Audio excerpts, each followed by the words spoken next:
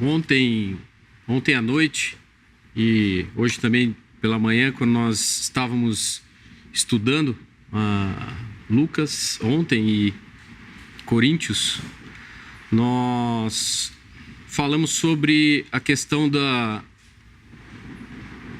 pregação do Evangelho, que ela deve sempre trazer a palavra do Senhor, ou seja, ela deve trazer as boas novas, ela deve trazer exatamente o que está escrito e que é a palavra que vai alcançar o coração das pessoas. Não a eloquência, não a forma de falar ou os exemplos, mas a palavra do Senhor. E hoje, depois do almoço, na hora que a gente estava indo embora, eu estava lembrando, há alguns anos atrás, acho que foi numa conferência, nós estávamos na casa do Peixe, quando um exército dormia lá na casa dele, vários jovens dormiam lá, coitada da Gina, né? Tinha que aguentar todos esses jovens lá. E eu lembro que o filho do Peixe, Felipe, me contou uma história uma história que já é conhecida, mas de um evangelista que estava distribuindo folheto na cidade e ele entregou o folheto a uma pessoa e essa pessoa leu rapidamente esse folheto e rasgou. Falou assim: não concordo com isso. Rasgou. E eu não me recordo como que foi. Eu li depois a história, mas ela tem várias versões. Mas ele rasgou e jogou na cabeça dessa pessoa, desse irmão que estava distribuindo folheto. E uma atitude até agressiva, né? Mas ele rasgou e foi embora, foi para casa dele. E aí um tempo depois ele chegou em casa, tal. Não me recordo nem dos detalhes, se foi o dia seguinte. Mas ele, procurando alguma coisa nos bolsos, chave e tal, ele colocou a mão no bolso e aí tinha um pedacinho de papel. E esse pedacinho de papel estava escrito: Jesus disse. E aquele pedacinho de papel ficou roendo a cabeça dele, ele ficou lembrando e remoendo: Jesus disse, Jesus disse, Jesus disse. O que Jesus disse? E depois de um tempo ele foi atrás, tentou procurar esse evangelista e encontrou ele e encontrou a salvação através dessa pequena palavrinha, né? Jesus disse. Então eu só estou contando essa história justamente para exemplificar que, na verdade, nós somos vasos, né? Quem vem aqui na frente e prega o evangelho, você está sendo um vaso usado por Deus para trazer as boas novas. E quem salva, aí só fazendo conexão com o que a gente falou, quem salva é a palavra, né? É a palavra de Deus, é ela que vai chegar nas pessoas, é ela que vai alcançar os corações. E é sobre essa palavra que eu queria falar hoje aqui. Na verdade é uma história bem conhecida e ela fala sobre dois irmãos que tinham, na verdade eram dois pecadores e que estavam cada um com as suas ideias próprias, mas que ambos estavam perdidos. Existe uma série de aplicações para esse trecho que nós vamos ler, mas eu queria usar isso aí como exemplo dessas duas realidades que nós podemos encontrar em pessoas que não creem no Senhor Jesus, incrédulos. Vamos ler então lá em Lucas 15. Lucas capítulo 15.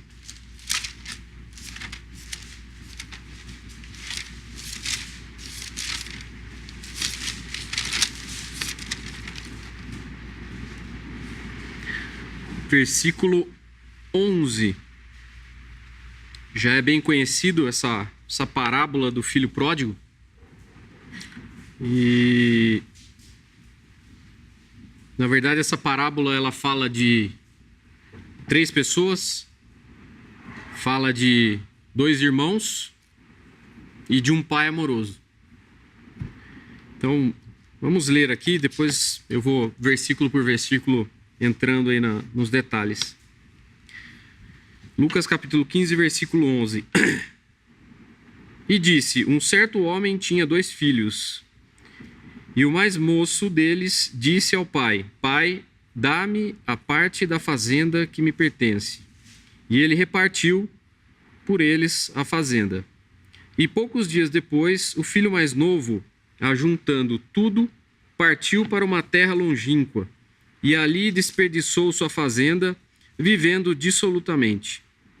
E havendo ele gastado tudo, houve naquela terra uma grande fome, e começou a padecer necessidades. E foi e chegou-se a um dos cidadãos daquela terra, o qual o mandou para os seus campos para apacentar porcos. E desejava encher o seu estômago com as bolotas que os porcos comiam, e ninguém lhe dava nada. E tornando em si, disse: quantos jornaleiros de meu pai têm abundância de pão, e eu aqui pereço de fome. Levantar-me-ei e irei ter com meu pai. E dir-lhe-ei: Pai, pequei contra o céu e perante ti. Já não sou digno de ser chamado teu filho. Faz-me como um de seus jornaleiros. E levantando-se, foi para o seu pai. E quando ainda estava longe, viu o seu pai e se moveu de íntima compaixão. E correndo, lançou-se-lhe ao pescoço e o beijou. E o filho disse: Pai, pequei contra o céu e perante ti, e já não sou digno de ser chamado teu filho. Mas o pai disse aos seus servos: Trazei-me depressa o melhor vestido e vesti-lo, e ponde-lhe um anel na mão e alparcas nos pés, e trazei o bezerro cevado, e matai-o, e comamos e alegramo-nos. Porque esse meu filho estava morto e reviveu, tinha se perdido e foi achado. E começaram a alegrar-se. E o seu filho mais velho estava no campo. Quando veio e chegou perto da casa, ouviu a música e as danças. E chamando um dos servos, perguntou-lhe: que era aquilo? E ele lhe disse: veio teu irmão e teu pai matou o bezerro cevado, porque o recebeu são e salvo. Mas ele se indignou e não queria entrar. E saindo o pai, instava com ele. Mas respondendo ele, disse ao pai: Eis que te sirvo há tantos anos, sem nunca transgredir o teu mandamento, e nunca me deste um cabrito para alegrar-me com os meus amigos. Vindo, porém, este teu filho, que desperdiçou a tua fazenda com as meretrizes, mataste-lhe o bezerro cevado. E ele lhe disse: Filho, tu sempre estás comigo, e todas as minhas coisas são tuas. Mas era justo alegrarmos-nos e folgarmos, porque este teu irmão estava morto e reviveu, e tinha-se perdido e achou-se.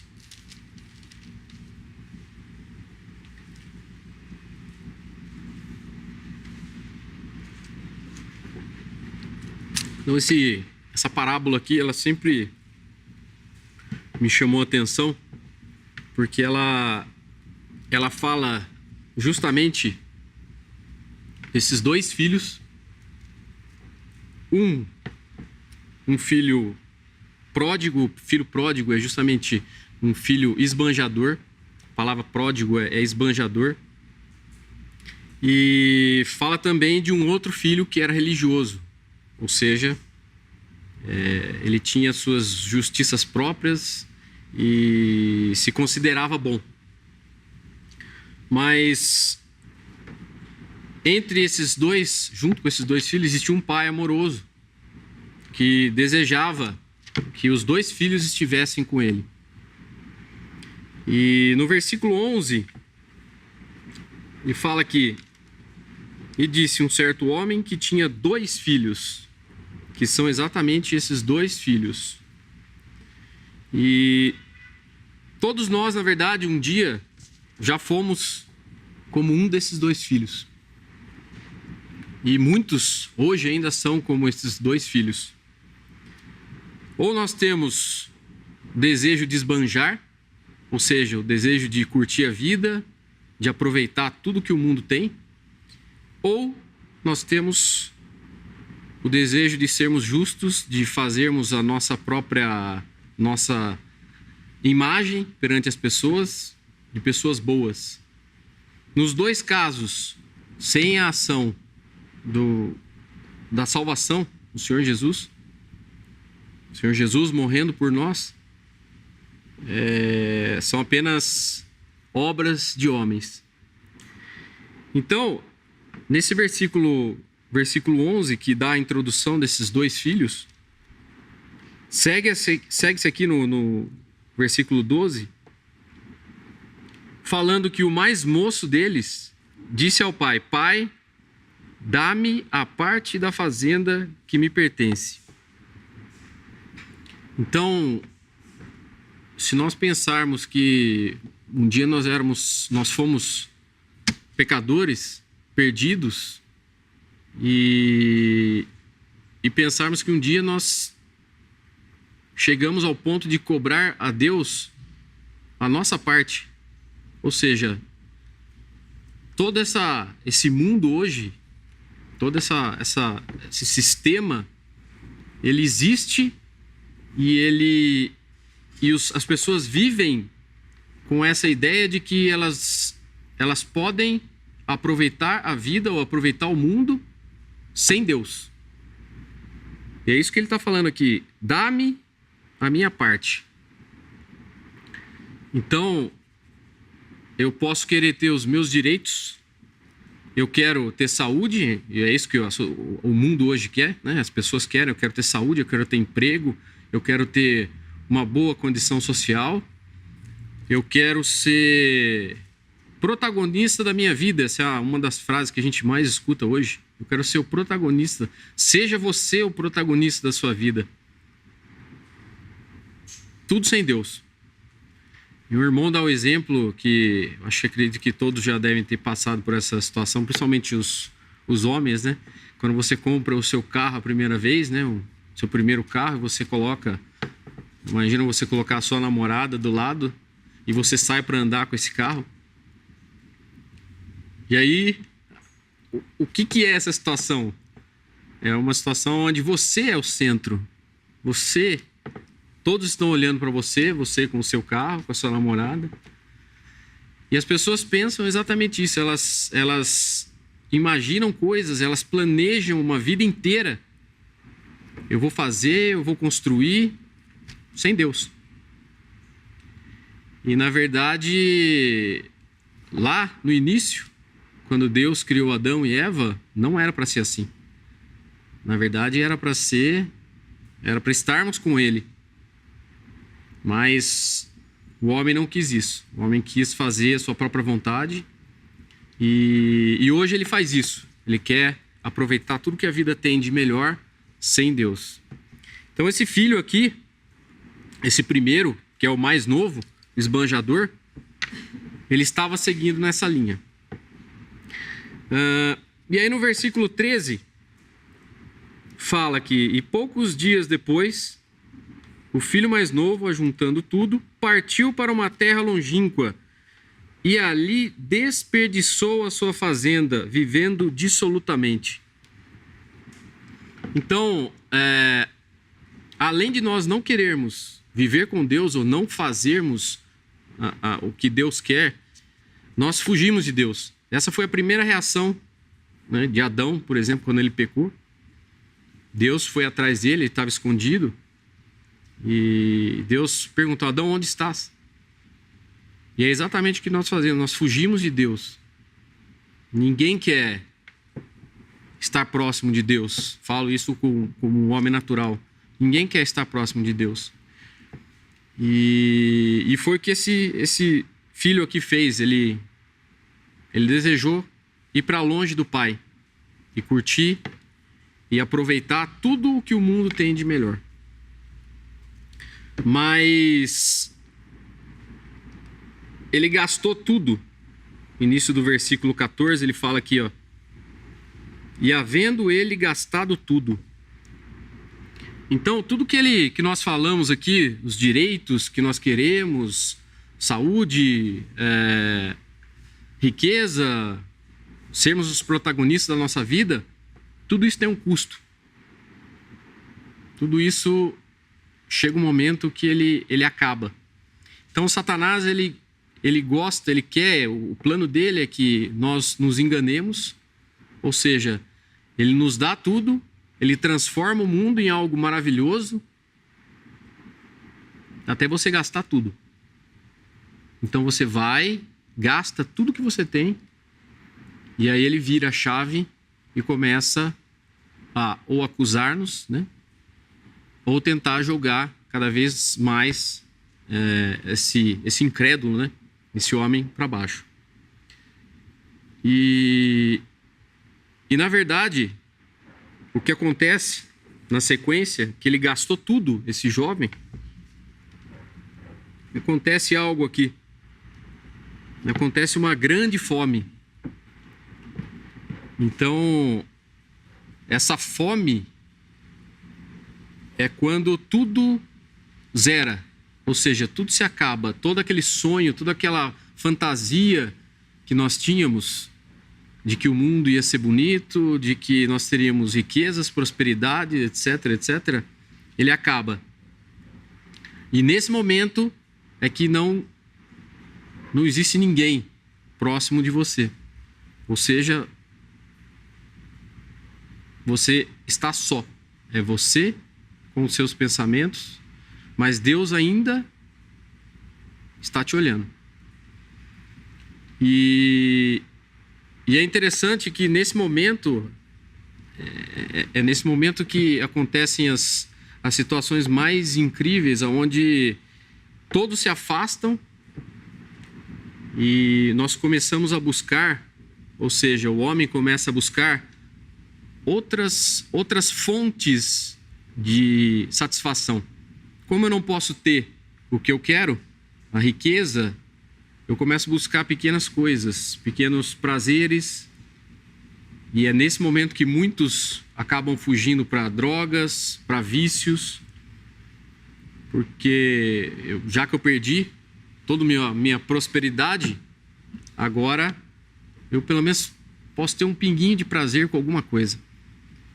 Então, esse vazio ele precisa ser preenchido com alguma coisa. E aí o que acontece? Versículo 15. E foi, e chegou-se a um dos cidadãos daquela terra, o qual mandou para os seus campos a apacentar porcos. Então essa figura aqui de apacentar porcos normalmente é o que o sistema faz, o sistema do mundo faz com o incrédulo. É uma troca. Ou seja, eu te dou alguma coisa, mas o que eu vou te dar é sujeira. Ou seja, você vai ter aquele prazer momentâneo, mas isso não vai te trazer satisfação.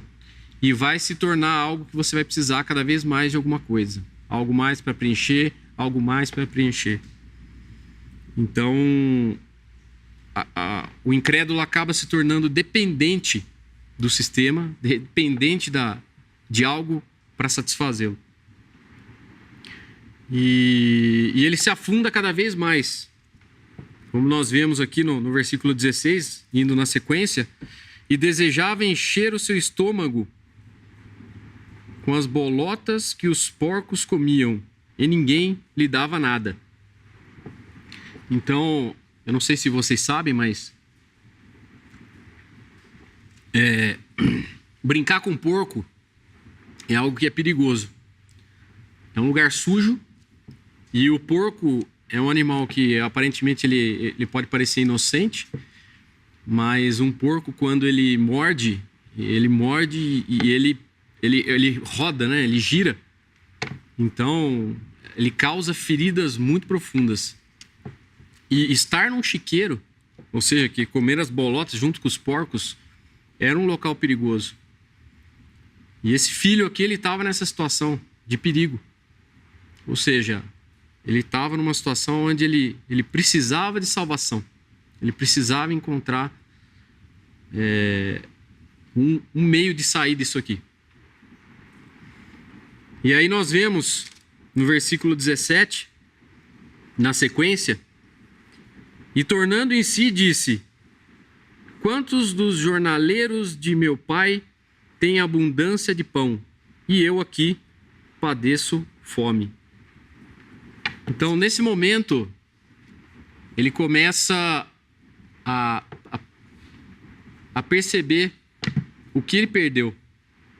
Ainda não existe uma obra dentro dele, mas ele começa a perceber. E Deus faz isso conosco. Ele, antes das pessoas se converterem e crerem no Senhor Jesus, existe a luz. O Senhor vem, ele ilumina a pessoa, mostra a verdade, mostra o estado que ele está, a sujeira que ele está, o local que ele está, mostra que o mundo não tem mais nada, ele se afundou na mais profunda sujeira. E ele finalmente percebe que ele se encontra numa situação complicada. Então, seguindo em frente aí no versículo 18, ele toma uma atitude. E o que ele fala? Ele fala: levantar-me-ei e irei ter com meu pai. E dir-lhe-ei: Pai, pequei contra o céu e perante ti, e já não sou digno de ser chamado teu filho. Faz-me como um dos teus jornaleiros. Então, o que é esse... O que é essa atitude aqui que ele teve, na verdade? É a primeira reação de alguém que se encontra perdido e que fala para si próprio: bom, agora eu vou mudar as coisas. Agora eu vou tomar as rédeas, eu vou tomar o caminho certo. Eu vou fazer o que é certo. E eu começo agora a planejar o meu retorno ao Pai. Ou seja, começo a planejar a minha, entre aspas assim, a minha salvação. Mas não existe isso. Então, ele pode dizer, como ele fala aqui, né? Levantar-me-ei, irei, eu vou fazer. Então, ainda está tudo em planos, estava na cabeça dele. Ele não fez. E aí, na sequência, ele fala, versículo 20: e levantando-se, foi para o seu pai, e quando ainda estava longe, viu o seu pai, e se moveu de íntima compaixão, e correndo, lançou-se-lhe ao pescoço e o beijou. Então, por mais que o filho estivesse longe, por mais que ele tivesse entregue toda a parte da fazenda para o filho, mesmo assim ele ainda continuava amando ele. Mesmo assim ele continuava desejoso de ver o filho retornar à casa. E essa reação do pai, vendo ele de longe, é como nós podemos imaginar Deus olhando para cada pecador aqui nesse mundo. Ele sabe o que cada um está passando aqui. Ele conhece o coração de cada um aqui nessa sala.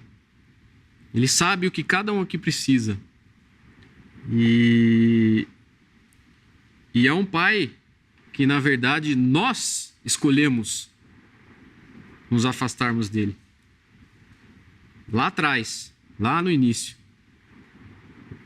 nós herdamos de Adão essa semente, esse pecado. Nós fizemos, nós quisemos. E o pai até hoje aguarda trazer esse filho e esses filhos de volta. Então, seguindo na sequência aí, versículo 21, após o pai beijar o pescoço, ele fala: e o filho lhe disse: Pai, pequei contra o céu e perante ti, e já não sou digno de ser chamado teu filho. Então, essa aqui nós podemos imaginar todo o esforço que esse filho fez, tudo que ele passou, toda essa podridão desse mundo, toda a experiência amarga que ele teve de se entregar a essas paixões e voltar para a casa do pai, encontrar o pai de braços abertos. E hoje, esse estado, pai, pequei, é esse estado que Deus espera de cada um de nós, de cada homem que não creu ainda no Senhor Jesus. Esse estado de arrependimento, de reconhecer ser um pecador perdido e de não encontrar nenhuma alternativa. É interessante que no versículo anterior, quando ele planejou tudo, ele estava planejando o que ele ia fazer, aqui ele desmontou completamente. Ou seja, que ele não tinha mais nada, ele se entregou. Pai, pequei.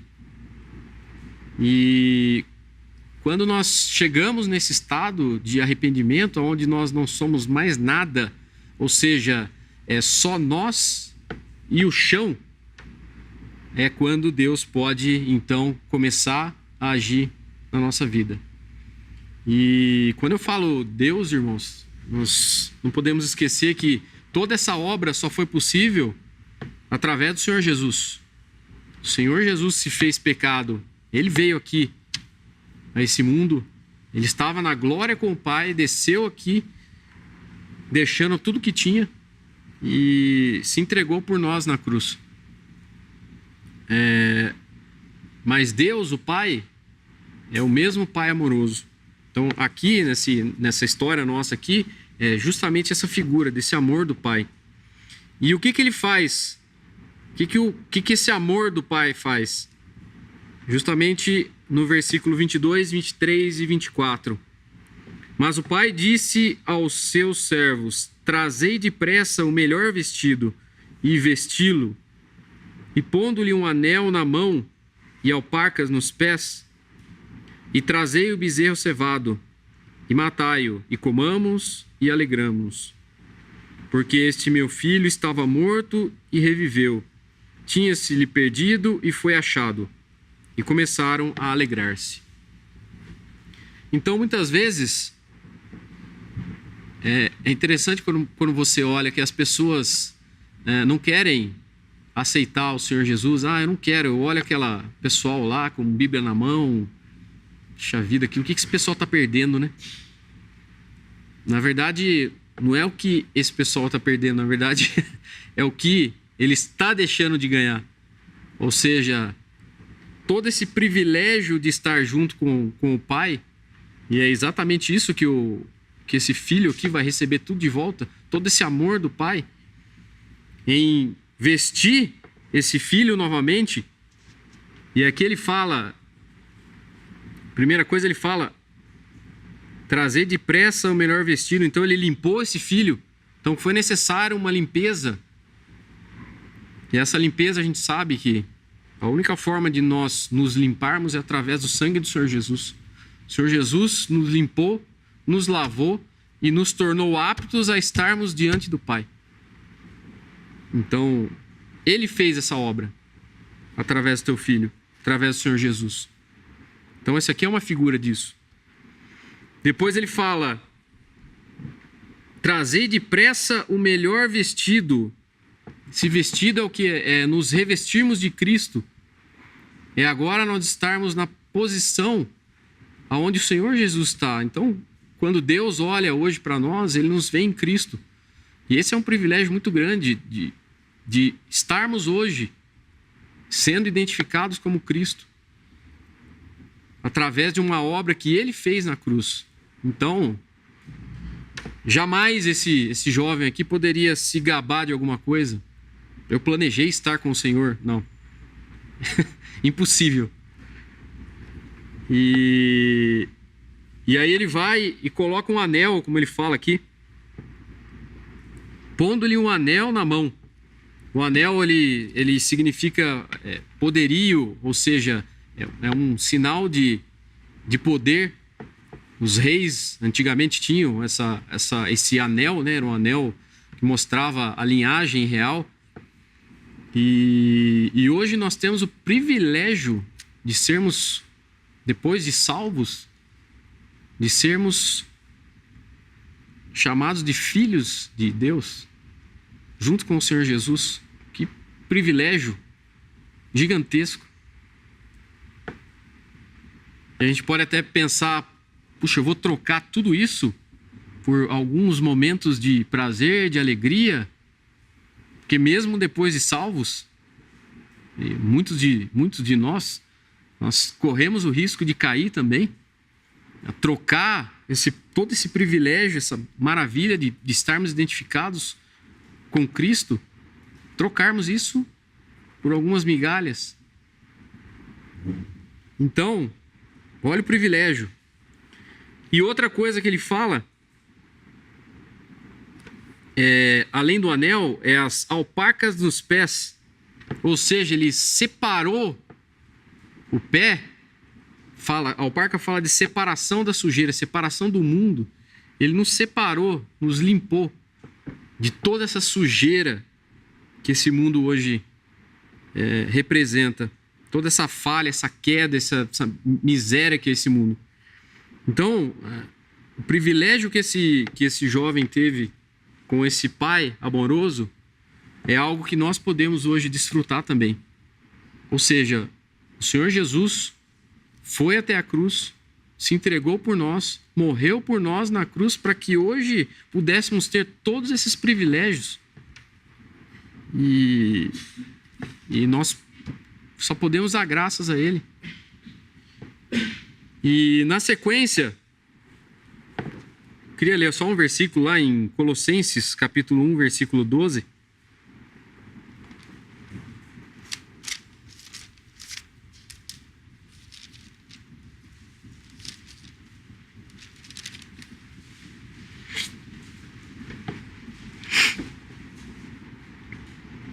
Para entendermos da onde que Deus nos tirou, né? Dando graças ao Pai que nos fez idôneos para participar da herança dos santos na luz, o qual nos tirou da potestade das trevas e nos transportou para o reino do Filho do seu amor, em quem temos a redenção pelo seu sangue, a saber, a remissão dos pecados. Então, nos tirou da potestade das trevas e nos transportou para o reino do Filho do seu amor. Então, esse privilégio desse jovem de estar de volta à casa do Pai, que bênção, que maravilha, que obra perfeita. E parece ser tão simples, né? Mas ao mesmo tempo parece é tão simples, mas ao mesmo tempo é difícil. E a dificuldade vem justamente por quê? Porque nós fazemos os nossos planos, né? Nós planejamos tudo. O que esse jovem pensou desde o começo, eu vou lá, eu vou planejar, eu vou fazer, eu vou criar, eu vou montar, eu vou ter uma vida desenhada da minha forma, ou seja, eu vou aproveitar ao máximo. E você tem que abrir mão disso, mas não por obrigação, mas por amor a Cristo.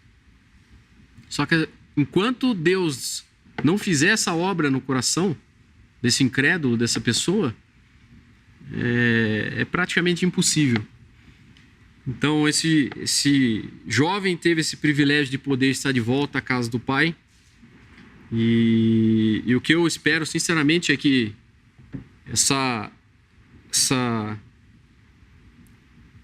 esse convite ainda está aberto hoje para todos no mundo. Todos os homens podem ouvir essa verdade. Deus ainda chama, Deus ainda busca pecadores que se encontram nessa situação. Pai, pequei. E que se reconheçam pecadores. E que realmente sintam toda a podridão e toda a injustiça e a maldade que existe, não só no mundo, mas no coração do homem. E a história não termina aí, né? Na verdade, existe agora o segundo filho.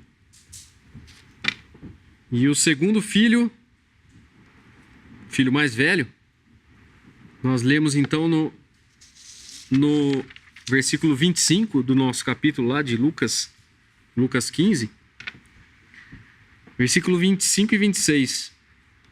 E seu filho mais velho estava no campo, e quando veio e chegou perto da casa, ouviu a música e as danças, e chamando um dos servos, perguntou-lhe o que era aquilo.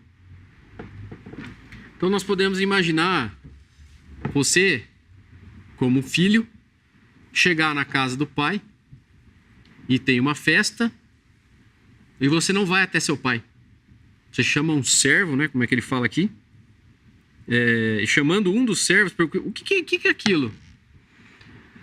Então nós podemos imaginar, ele sabia que tinha algo ali. Ele sabia que tinha alguma coisa acontecendo.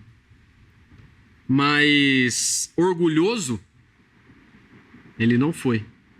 Ele perguntou para o que é aquilo ali? O que está acontecendo? E esse aqui começa então a configurar, a mostrar para nós uma figura do homem religioso.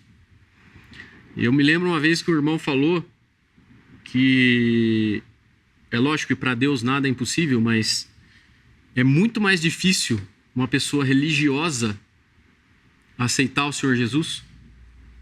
É muito mais difícil uma pessoa religiosa deixar todo o lastro de justiça própria que ele tem do que uma pessoa que foi comer bolotas com os porcos. Então, o que nós vemos aqui é um homem religioso que chegou na casa do pai, viu uma festa e não chegou. Até o seu pai perguntou: pai, o que é isso? O que está acontecendo? Eu também quero participar dessa alegria. Não, ele não fez isso. O que ele fez? Versículo 27. E ele disse: veio teu irmão e o teu pai matou o bezerro cevado porque o recebeu são e salvo. Mas ele se indignou e não queria entrar. Então essa foi a reação dele. Ah, não. Ah, meu irmão voltou? Ele foi lá, curtiu a vida? Eu já ouvi isso de um irmão, muito triste isso. Pô, o irmão foi lá, curtiu a vida, depois voltou. O que é isso? É inveja, é o homem religioso, justiça própria. Não, mas, pô, eu tô aqui há tanto tempo com você. Não pode, não é justo isso. O que não é justo? E o que o pai fala? E saindo o pai, instava com ele. Essa palavra instava, ele falava, ele suplicava ao filho: não, venha, entre na casa também. Venha desfrutar da alegria.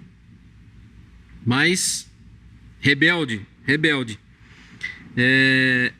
E aí ele revela o coração dele, que é justamente o que o homem religioso faz. Versículo 29.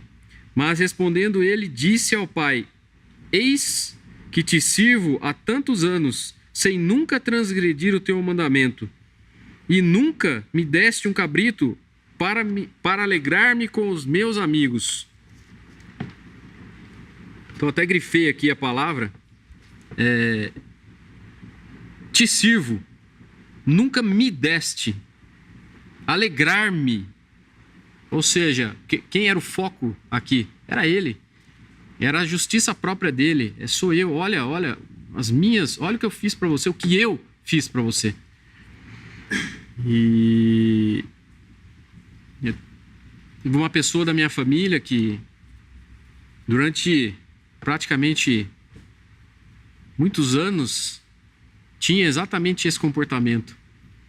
E por muitos anos, não só meus irmãos, minha mãe, todo mundo, falou com essa pessoa e falou do evangelho, e porque era uma pessoa que se achava justa. Ela tinha essa justiça própria de, não, mas eu sou boa, eu não faço mal para as pessoas. Mas lá no fundo, no coração dela, tinha exatamente isso. Tinha essa justiça, esse pecado, o orgulho, né? Então, esse filho aqui, ele é exatamente isso, esse é o homem religioso. E aí nós vemos, no versículo 31, a resposta amorosa, né? E disse... Vamos ler o 30 também. Vindo ele, porém, esse teu filho que desperdiçou a tua fazenda com as meretrizes, mataste-lhe o bezerro cevado. E ele disse, filho, ele o pai, disse, filho, tu sempre estás comigo e todas as minhas coisas são tuas. Mas era justo alegrarmos-nos e folgarmos-nos, porque esse teu irmão estava morto e reviveu, e tinha-se perdido e achou-se. Então, se você é uma pessoa que se considera justa, o Senhor Jesus morreu por você. Pelas suas justiças, ou seja, pelos seus trapos de imundícia, o Senhor Jesus morreu por você. Se você se encontra hoje numa situação de profundo lamaçal, no meio de porcos, o Senhor Jesus morreu por você também. E esse é o privilégio que todos nós temos, de termos um Deus amoroso, um Deus que nos busca até o último instante. Como nós oramos hoje aqui, Deus ainda está aguardando a última pessoa se converter. E quando essa porta se fechar, aí já não vai existir mais esperança. E esse privilégio que nós temos, essa esperança, por que nós temos, né? Vamos lá, em Romanos 5.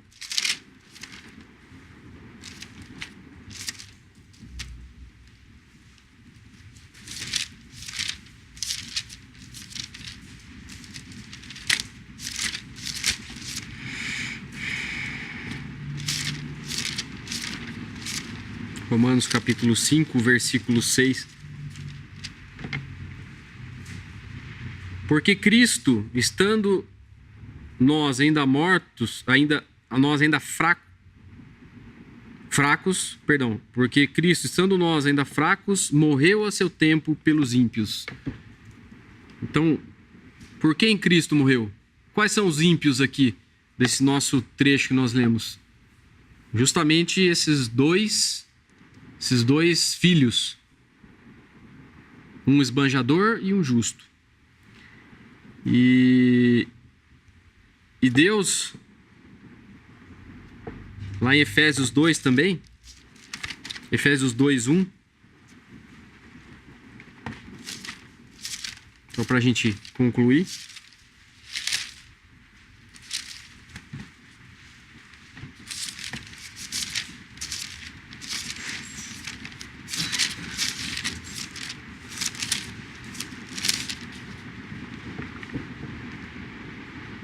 Qual que é o efeito, então, desse sacrifício do Senhor Jesus por nós?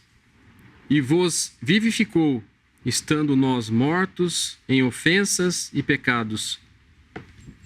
Em ofensas e pecados de orgulho, pecados de justiça própria, pecados de busca de prazeres, pecados de desejos, ou seja, infinidade de pecados.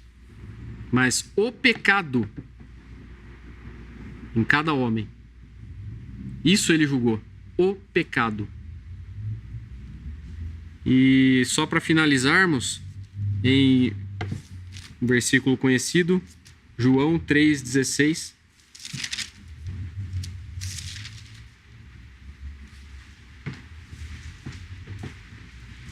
Porque Deus amou o mundo de tal maneira que deu seu Filho unigênito para que todo aquele que nele crê não pereça, mas tenha a vida eterna. Então, o convite que eu deixo hoje a vocês que estão aqui, que Deus amou você, assim como aquele pai amou esses dois filhos, Deus também amou você, Ele ama você e Ele aguarda que você reconheça a tua condição. Ou seja, que você reconheça que você é pecador e que você se chegue a Ele em humilhação, sem nada, vazio, esvaziado, sem um pingo de orgulho, sem um pingo de vontade, e Ele vai preencher o seu coração.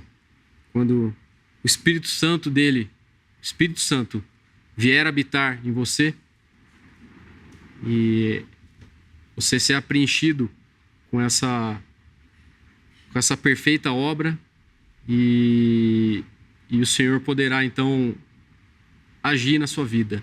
Então, aceite esse convite. Ele ainda está aberto. Nós não sabemos até quando, mas esse privilégio, um dia ele vai se acabar.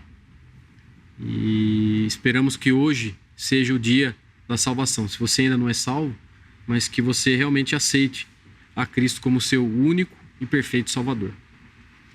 Ok? Podemos dar graça?